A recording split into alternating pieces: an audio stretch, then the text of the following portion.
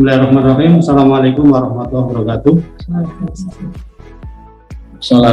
Yang kami hormati Pak Kantor selaku Ketua Yayasan Tiara Bangsa, Dina selaku Ketua Komite Sekolah, kemudian Mama Hipa atas nama orang murid. Alhamdulillah pada kesempatan siang ini kita dapat berbincang dengan santai dalam rangka persiapan pembukaan pembelajaran tatap muka khususnya di SD Tiara School. Kegiatan PTM atau pembukaan PTM ini sedang berlangsung proses di DKI Jakarta. Kita sekarang dalam tahap yang kedua. Tahap yang pertama dicoba sudah berjalan dari tanggal 30 Agustus tahun 2021. Nah, kita adalah di tahap yang kedua, mudah-mudahan akan dilaksanakan tanggal 4 Oktober tahun 2021. Sehingga sebelum tanggal tersebut tentu kita harus dapat menyiapkan segala sesuatunya sesuai dengan asesmen yang kami isi. Kemudian yang kedua juga kami perlu sosialisasi kepada masyarakat atau orang tua sehingga orang tua tidak merasa kaget kalau kita mau PTM. Baik, perlu saya sampaikan bahwa proses PTM, pembukaan PTM di DKI ini memang berawal dari kita mengisi asesmen secara online terhadap Dinas DKI Jakarta. Setelah kita melakukan mengisi asesmen, kemudian langkah selanjutnya guru-guru diadakan mengikuti atau diharapkan mengikuti diklat selama 2 minggu. Alhamdulillah kemarin guru-guru kita sudah menyelesaikan 11 modul dan termasuk orang tua dari masing-masing kelas sudah menyelesaikan 1 modul, sehingga pada hari Jumat yang lalu kita dalam checkpoint sudah dinyatakan hasil lulus ya. Lulus. Nah kemudian dengan lulus indra artinya nilai yang tinggi ya. Nah tadi barusan kita di atas telah sosialisasikan bagaimana teknis PTM untuk kegiatan nanti. Nah untuk SD ini kita akan tahap awal akan masuk selama seminggu sekali. Jadi untuk hari Senin nanti kelas 1 dan kelas 4, hari Rabu kelas 2 dan kelas 3, dan hari Jumat kelas 5 dan kelas 6. Selanjutnya hari-hari berikutnya adalah masih tetap daring atau pembelajaran di rumah.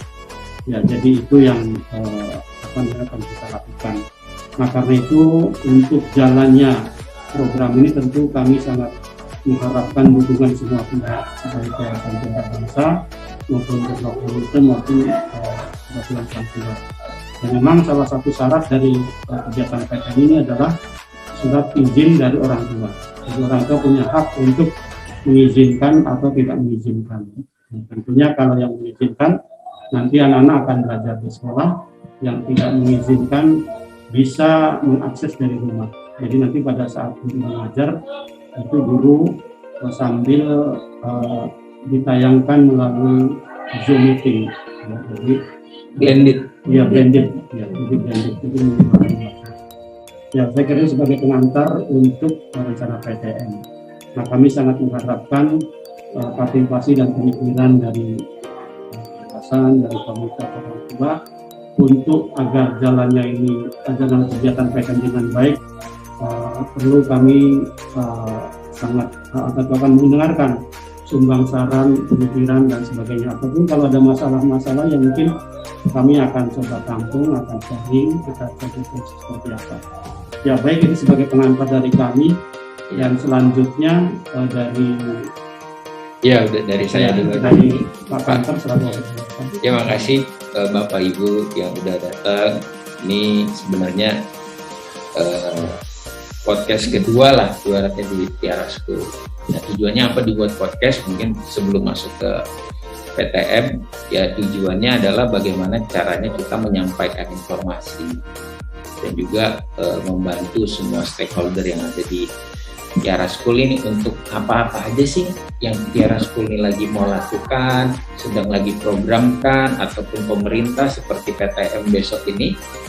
Ini wacana kita, karena begini Pak, dalam masa pandemi ini kita nggak mungkin ketemu orang person to person, tapi sudah kita buat platform baru di YouTube dan mungkin di Instagram dan bahkan mungkin TikTok nanti.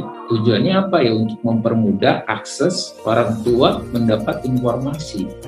Yang tadi Pak Nur udah jelaskan kan nggak mungkin ibu nih ketua komite nih saya dengar diserang sama orang tua murid lain.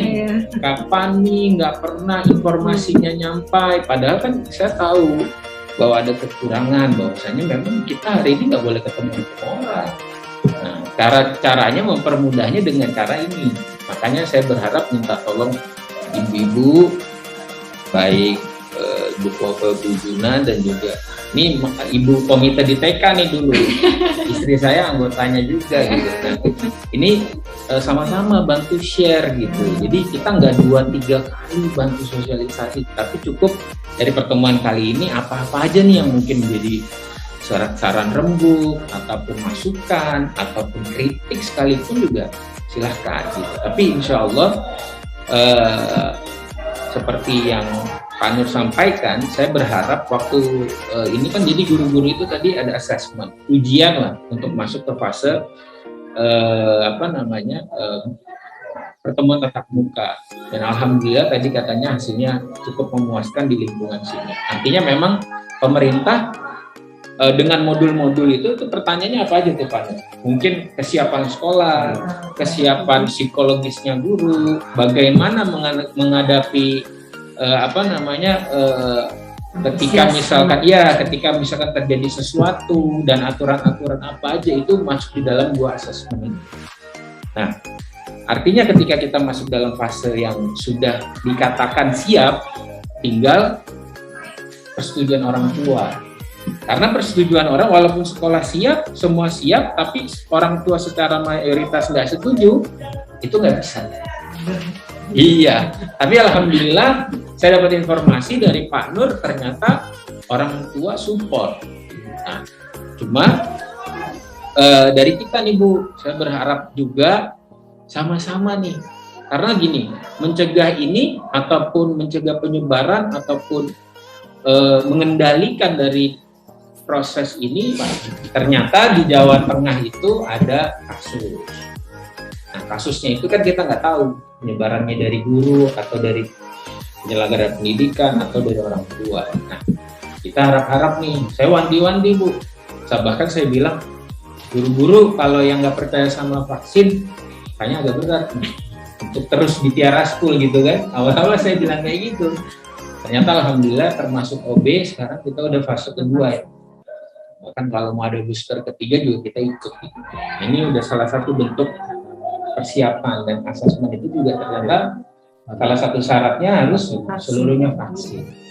Nah, kita berharap orang tua dan lingkungan, saya juga udah lihat datanya, ternyata sudah 80% yang menyatakan mengasih lingkungannya, neneknya semua sudah divaksin. Saya sangat berterima kasih, support kita sama-sama menjaga lingkungan untuk di Tiara School ini jadi lebih baik. Nah, mungkin itu aja sih sekitar ngobrol-ngobrol. Mungkin Pak ngobrolnya karena di YouTube, saya nggak perlu kaku-kaku banget kali ini. Oh iya. Jadi karena memang yang nonton kan juga ya segmentednya kayak milenial nih gitu. Jadi insya Allah kita santai-santai aja, ibu-ibu bisa menyampaikan ngobrol-ngobrol, bincang-bincang santainya di dalam wadah kayak seperti ini. Mungkin gitu kali. Baik, terima kasih Pak Kantor. Ya, Mama Juna sebagai ketua komite, silakan bisa menyampaikan. Kita ya komite itu pada dasarnya mendukung PTN ini ya, dengan sekolah dengan ada prokesnya, guru sudah divaksin, begitu juga anak-anak mungkin sebagian anak ya yang 12 itu dia antusias karena tuh di rumah itu dia hanya lingkungannya rumah gadget gitu kasarnya ya. Walaupun dia sekolahnya 2 jam itu ya mereka udah ayo gitu kan coba ya semangat.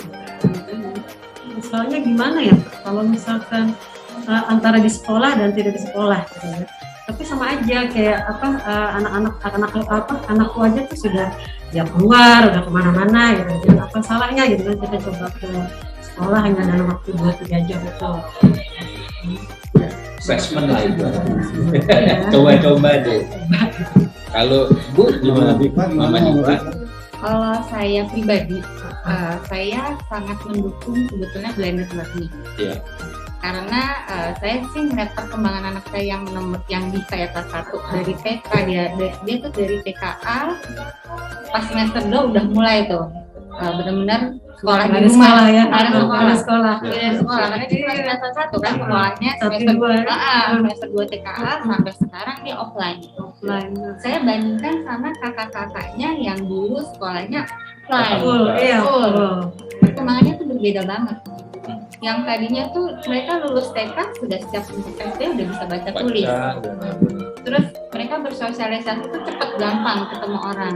Tapi ketika Diva, anak saya yang dari kelas TKA ke SD, itu dia baca nggak bisa, baca tulis. Padahal udah saya coba lesin, itu nggak bisa. Terus cepat nggak pede. Jadi dia nggak pede kalau ditanya gurunya, dia nggak pede karena dia nggak bisa baca tulis. Gitu. Jadi menurut saya dengan online itu untuk anak usia TK sampai kelas 1 SD itu sangat berat. Betul. Makanya saya sangat mendukung sebetulnya yang namanya blended learning, biarpun mungkin programnya hanya seminggu sekali. Cuman ya sebetulnya memang dilema ya Pak ya. Sangat dilema sebetulnya. Kesehatan itu juga perlu, tapi juga psikologis anak itu juga perlu sebetulnya. Cuman ya balik lagi prokesnya itu yang harus diperketat, mungkin prokes dari individu anak-anaknya, prokes dari lingkungan sekolahnya.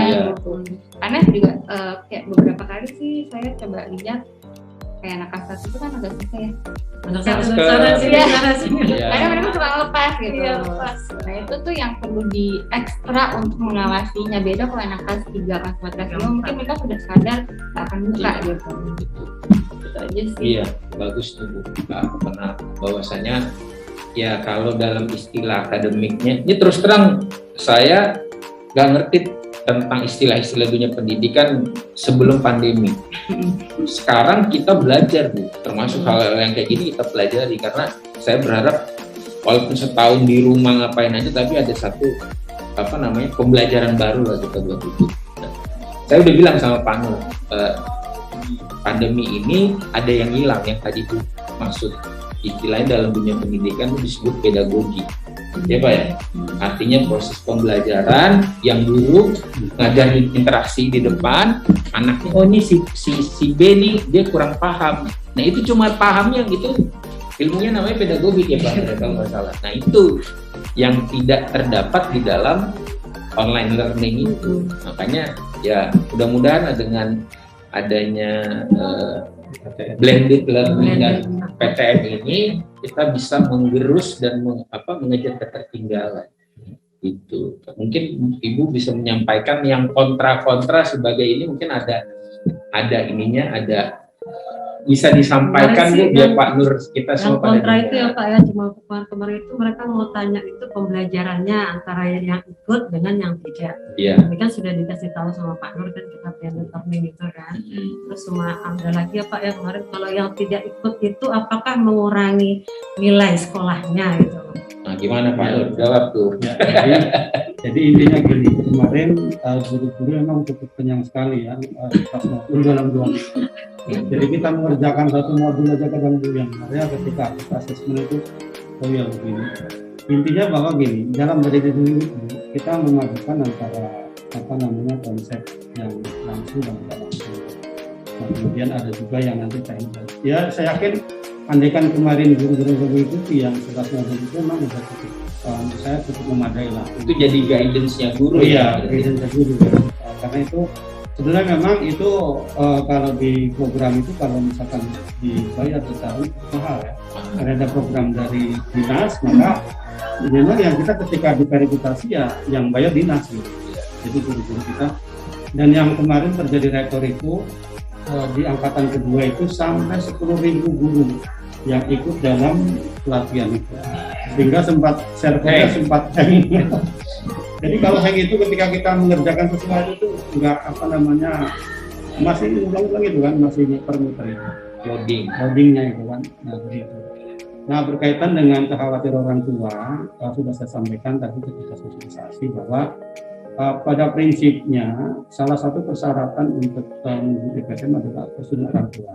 Iya. Jangankan orang tua, sekolah pun nggak bisa maksa. Nggak bisa. Kita menyatakan misalnya tidak setuju. Katakanlah gurunya udah siap lulus, ternyata mayoritas orang tua tidak setuju, tidak terjadilah PTM tadi.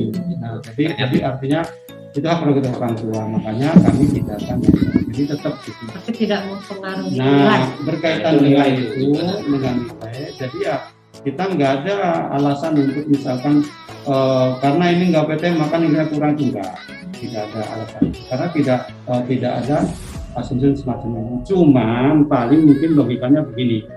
Jadi ketika misalkan PTM, anak-anak ikut PTM itu kan ketika secara langsung dia mendengar langsung oleh guru. Nah, itu yang tadi pedagogik lah Iya. ibaratnya. Nah, akan berbeda, akan berbeda dengan yang ketika yang secara langsung mendengar, gitu kan. Nah, kemudian ketika ujian hasilnya berbeda, nah itu artinya hal ini kan bukan karena Resikonya guru salah menyampaikan. jadi karena Tapi itu pilihannya orang karena tua pilihan ya, orang tua. memilih, Ya, yaitu resiko ketika online learning lah. betul. Beda Ya, begitu. kaitan dengan mobilitas juga saya setuju. Jadi gini, kalau kita lihat area itu dari SD, SMP, SMA kemudian kuliah, ruang gerak atau penekanan pada anak-anak SD itu memang ditekankan pada unsur kognitif ya. Jadi ada Apa tuh Pak Nur, kognitif bahasanya Jadi coba biar di Iya. Jadi biasanya kan ada istilah afektif, kognitif, motor. Afektif dulu biar. Afektif sih pada pengetahuan atau misalkan kayak perjuangan dan sebagainya. Nah, kalau kognitif itu kan pemahaman, perilaku, sikap dan sebagainya. Nah, jadi di situ. Nah, kalau psikomotor nanti perilaku. itu adalah keterampilan Keterampilan. iya, keterampilan yang dia kuasai, dia skill gitu Iya. kan. Nah, jadi di dalam unsur pendidikan gitu kan. Nah, jadi unsur sikap, perilaku dan sebagainya itu yang sangat dipentingkan untuk tingkat SD itu yang harus porsinya banyak mestinya. Betul. Nah, di masa pandemi ini karena dengan guru jauh ya memang ini kelemahan kita jadinya. Jadi akan kami sulit. Ya contoh begini, ketika kemarin kita sudah melakukan terobosan di RSU. Sekolah yang lain itu belum melakukan terobosan, kita dengan upacara secara virtual. Sampai kemarin ketika kita undang pengawas, kata pengawas baru sekolah dia itu yang mengatakan. Ini tujuan upacara virtual ini kan tujuannya untuk mendisiplinkan anak. Untuk misalkan anak-anak agar kebangsaannya tumbuh gitu kan, nasionalismenya gitu kan. Nah, tapi ketika misalkan anak didisiplinkan antara anak secara langsung dengan itu memang berbeda. Contoh begini, kayak misalkan udah diwanti-wanti di awal. Anak-anak ketika kita upacara tolong jangan ada yang kemana-mana dulu. Udah di awal. Tetap aja yang kemana-mana. Iya, jadi artinya itu bedanya kecuali kalau misalkan dia langsung di lapangan kan nggak ada yang berani misalkan kemana-mana. Kalau dari virtual kan kadang saya nanya udah gitu ada yang punya ditarik lah. Jadi itu bedanya secara langsung dan tidak langsung. Dan memang kita nggak pungkiri bahwa sejujur ketika kita presentasi masalah outcome-nya ataupun output-nya bahwa produk knowledge dari anak-anak yang murni misalkan dia tetap buka dengan online berbeda. Contoh yang saya lakukan yang lulusan yang kemarin. Jadi ketika kami mengadakan komentatif ataupun assessment yang terhadap mereka, hasilnya memang tidak memuaskan seperti yang kakak-kakak dulu. Gitu. Ada penurunan. Karena itu tadi karena mendisiplinkan anak kita agak kesulitan. Gitu. Kadang guru-guru sedang berteriak, tapi kadang anak yang apalagi yang tanda kutip ada orang tuanya dia cuek gitu. Bahkan ada yang ketahuan malam main game. Nah, jadi ini kalau mungkin kalau ada orang tua mungkin masih bisa dibilang yang ini, tapi ketika lagi orang tua nggak ada, setelah ditelusuri ternyata oh pantesan nggak nyambung apa yang disampaikan dulu. Nah jadi gitu. Jadi konsentrasi gitu. Iya. Malah ada zoomnya dipasang, anaknya menghilang gitu. Kira-kira ada cerita apa lagi tuh bos selama online learning itu kira-kira? Beratnya itu aja tuh, anaknya kurang fokus anaknya kali. kurang fokus aja. Jadi harus dari gurunya aja yang super gitu ya. Iya. Ya di samping itu juga mungkin kalau dilihat dari guru memang terjauh. Artinya saya anggap bahwa paling kita syarat-syarat sekitar antara 50 sampai 60%. Artinya untuk bisa. Memang itu target nasional juga gitu ya Pak. Jadi artinya kalau kita bandingkan target penyerapan kurikulum dari yang normal sama ini, jadi ya memang agak jauh. Ya memang kita juga di 11.50 itu memang masih dimaklumi Pak. Walaupun sekolah tidak sampai 60 atau 70 masih dimaklumi. Karena dengan kondisi yang dari semacam ini.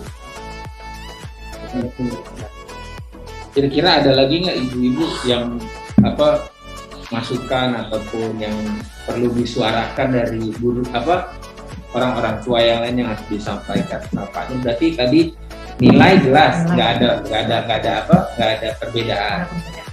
Tinggal nanti outputnya sendiri-sendiri. Kalau memang ya karena itu tadi kita bilang bahwasanya di dunia pendidikan ada namanya pedagogi.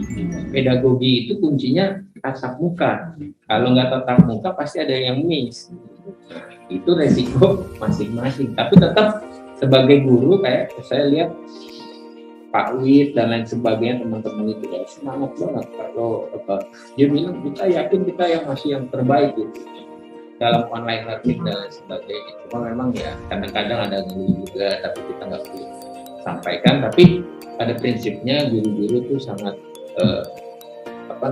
belajar cepat lah di dalam proses digital ataupun online. Itu juga. Ya memang gini, ya memang hikmahnya. Ya tentu sesuatu yang terjadi itu kan ada hikmahnya. Walaupun suatu hal yang tidak diinginkan. Ya, jujur kami sekolah itu sangat tidak diinginkan kondisi semacam ini. Ya, namun kita kan juga semula. Ini adalah suatu kejadian yang memang harus kita lakukan. Nah, hikmah dari ini semua sebetulnya ada juga hikmahnya. Jadi barat orang Jawa itu walaupun sudah jatuh masih untung. Iya. Itu Indonesia Pak. Biar kata masih untung, masih untung gitu kan. Masih hidup, masih nafas, ya kan, masih sehat, ya kan. Jadi untung juga kan untuk syukurnya begitu. Makanya walaupun kita sudah dihantam dengan pandemi, tapi kita masih tetap bertahan. Ada bersyukurnya gini. Ya memang sisi positifnya pertama ya guru-guru sudah mulai IT ya. Artinya guru-guru sudah kalau dulu kan ketika masih kolonial saya bilang. Kalau dulu kan ketika misalnya browsing itu pusing langsung. Nah sekarang udah kan linknya gini langsung browsing bla bla bla ya kan. Ada kemudian yang kedua juga guru-guru sekarang kita bikin link, linknya ini nih, jadi kita udah familiar. Skipnya lebih cepat. Betul, lebih cepat. Ya jadi memang kita hikmahnya di situ. Kemudian selanjutnya keterampilan di dalam pembelajaran dan online learning. Jadi ini pun mulai familiar sama guru. Contohnya misalkan dalam pahaman ya, dalam menyajikan video, edit video. Ini mulai familiar teman-teman. Bahkan saya juga kemarin kadang kalau kita lihat prosesnya kita ketawa. Nah ini kan salah satu guru olahraga yang baru kan Mujeri. Iya. Jadi Mujeri itu ketika sedang membuat peragaan, misalkan bola basket, dia latihan sendiri. Karena mungkin di sini kebetulan nggak ada orang, jadi yang nyuting itu OB gitu. Jadi ada dengan siapapun mungkin baik guru nggak ada masalah. Iya. OB dengan siapa yang penting dapat video yang bisa menjadikan pada anak. Nah jadi artinya kerjasama semacam ini nampaknya sudah sangat familiar dengan guru. Nah, termasuk misalkan dalam learning kemarin beberapa kali kita sudah melakukan pelatihan yang berkaitan dengan uji keterampilan dalam menyusun alat peraga untuk anak dan sebagainya. Sehingga waktu itu kita dengan Pak Kantor ada istilah learning. Ya, itu tujuannya agar bagaimana caranya kita men-setting kurikulum belajarnya yang cukup menarik. Iya. Walaupun memang kita masih terus Masih berproses jauh. ya, masih berproses. Jadi itu kalau nggak salah itu dari ada Outman namanya. Jadi assessment, pokoknya terakhir proses pemindahan digital dari yang manual ke digital ke ujian mereka menganalisa terakhir output yang tadi Pak Nur bilang. Nah itu proses edutechno namanya. Nah makanya outputnya itu namanya apa tadi? E-learning. Ya nggak apa-apa, sini aja sini, nggak apa-apa. Sini ikut aja. Udah cari mamanya. Iya, jadi gitu ya. Jadi insya Allah mudah-mudahan harapan kami rencana PTM dapat berjalan. Iya, kita minta dukungannya juga semua pihak gitu kan.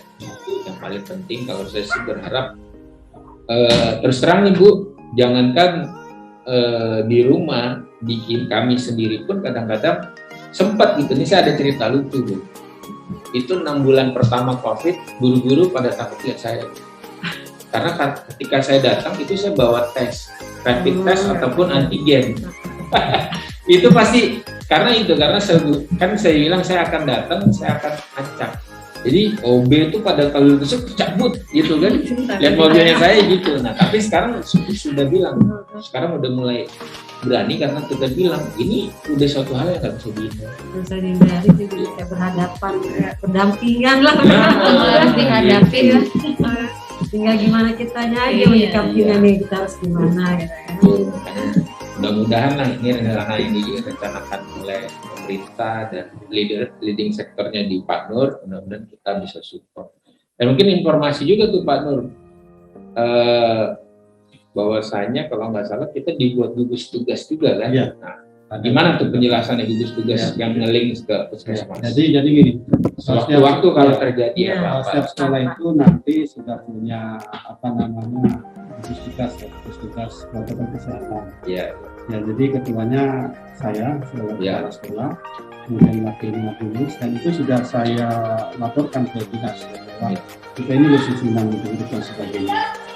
Nah, salah satu fungsi gugus tugas itu adalah pertama memonitor jalannya proses di sekolah, ya, terutama yang kaitan dengan bagaimana.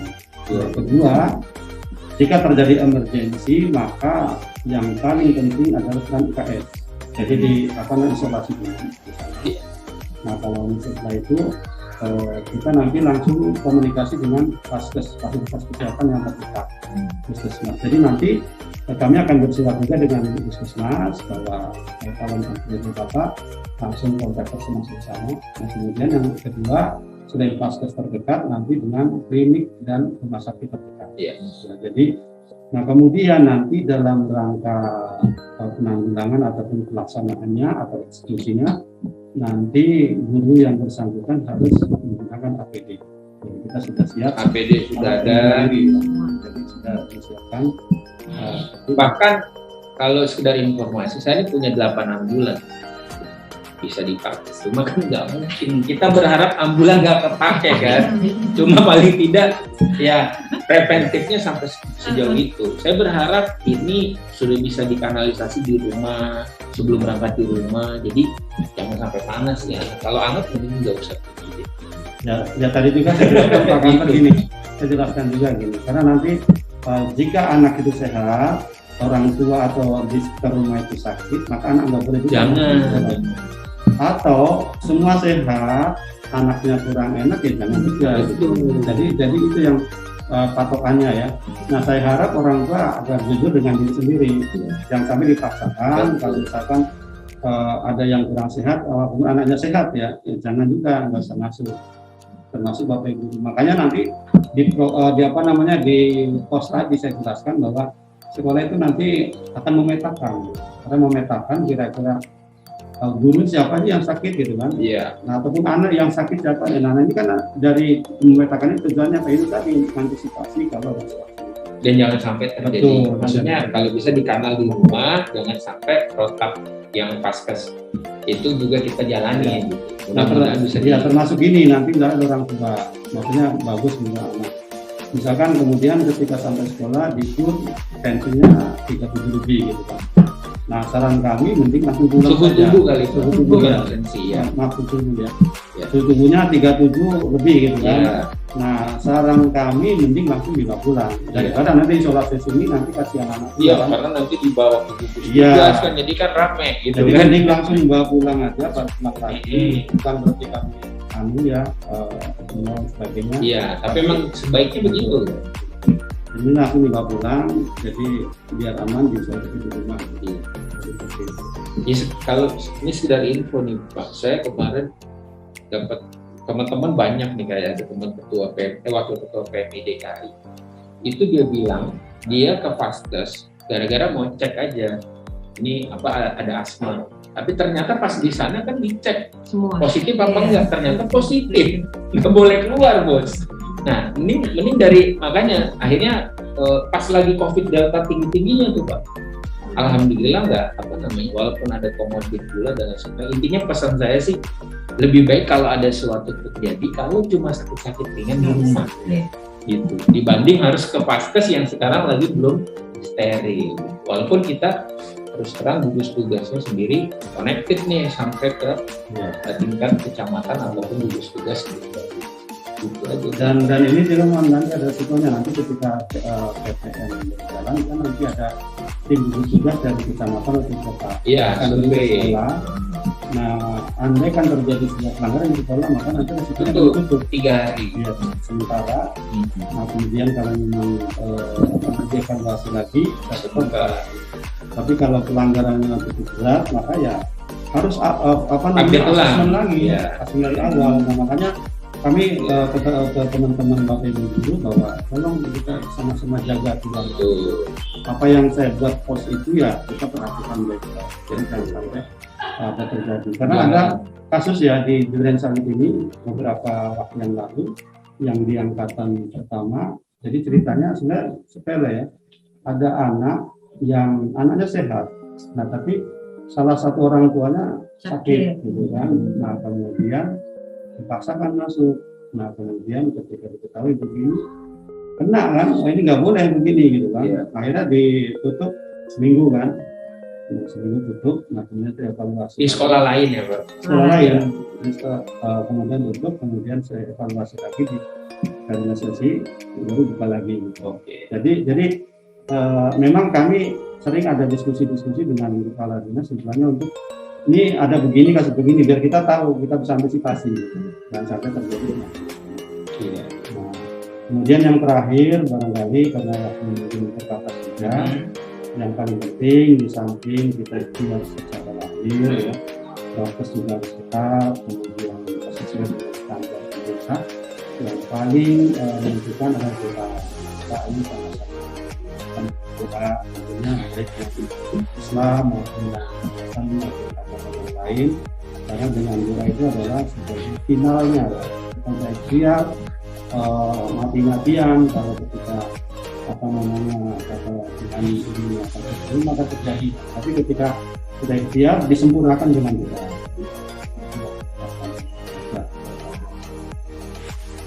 Kalau dengan doa mudah-mudahan kita bisa selamat semua. Amin. Dan COVID juga sudah berlalu, biar anak kita bisa semangat belajar kembali sehingga mutu pendidikan bisa lebih meningkat lagi. Ya, jadi itu sebagai kata akhir kami. Ya. Terima kasih Pak Kantor atas waktunya. Saya makasih juga Bapak Ibu bisa hadir nih. Ya, mohon supportnya nih biar kita nggak misunderstanding lagi. Jadi komunikasinya satu arah melalui rekaman-rekaman ini. Mohon bantuan share-nya aja di ini gitu. Baik, saya akhiri perbincangan sampai pada siang ini. Semoga bermanfaat. Akhiri, assalamualaikum warahmatullahi wabarakatuh. Selamat siang.